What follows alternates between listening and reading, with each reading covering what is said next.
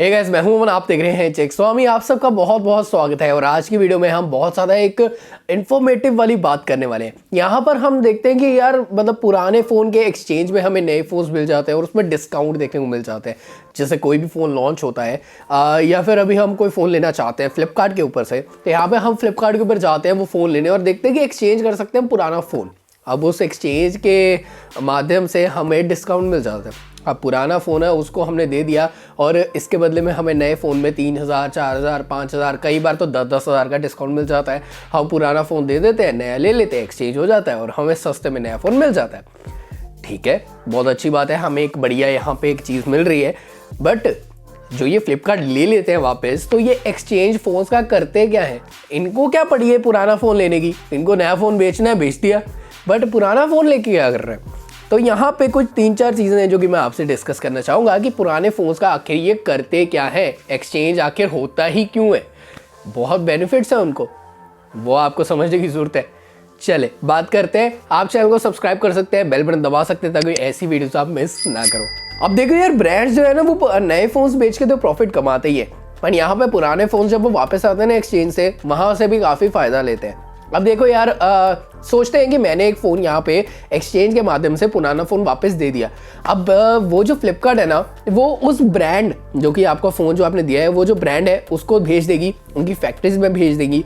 अब वो जो अगर फ़ोन है वो आउटडेटेड नहीं है, मतलब आज की मार्केट में उसमें ऐसे फीचर्स हैं जो कि वो बिक रहे हैं और फ़ोन बिक रहा है, फ़ोन की वैल्यू है। जस्ट लाइक अगर मैंने सोचो अभी रिसेंट इन रेडमी नोट 8 जो है वो वापस दे दिया एक्सचेंज में, तो अभी वो मार्केट में बिकता है। तो कंपनी क्या करेगी, उस फ़ोन को फैक्ट्री में जाके रीफर्बिश बना देगी। रीफर्बिश का मतलब ये होता है कि आपका फ़ोन वर्किंग कंडीशन में है, उसको थोड़ा बहुत रिपेयर करके बिल्कुल एकदम नया जैसा बना के उसको रीफर्बिश का टैग देके फ्लिपकार्ट के ऊपर ही यहाँ पे लिस्ट कर दिया जाए। पर उसका जो प्राइस है वो काफ़ी कम रहेगा।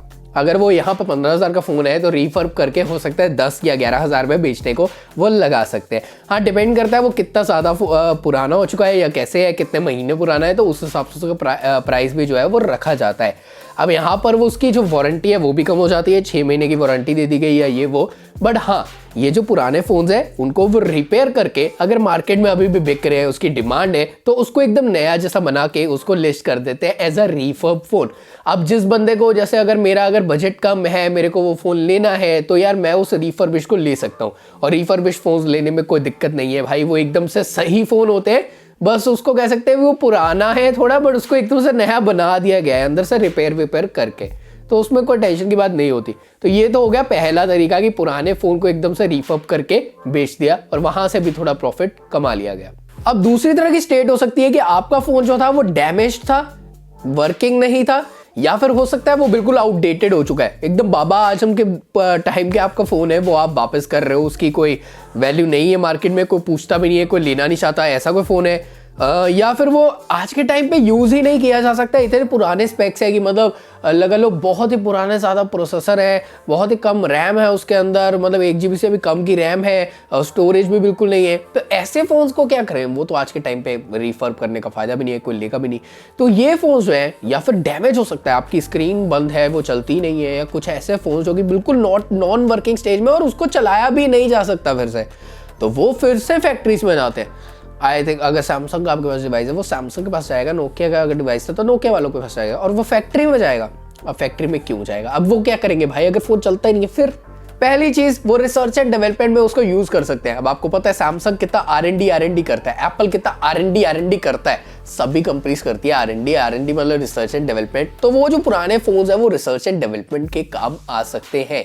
सेकेंड चीज, यहाँ पे पार्ट्स जो है वो एकदम से दोबारा यूज किए जा सकते हैं। अब हमारे जो मोबाइल्स है उसके अंदर सोना लगा होता है, हाँ सोना लगा होता है, अंदर मेटल होता है काफी तरह का, और भी काफी पार्ट्स है जैसे कि प्रोसेसर हो गया, रैम हो गई वगैरह वगैरह, जैसे अलग अलग पार्ट्स होते हैं मोबाइल में।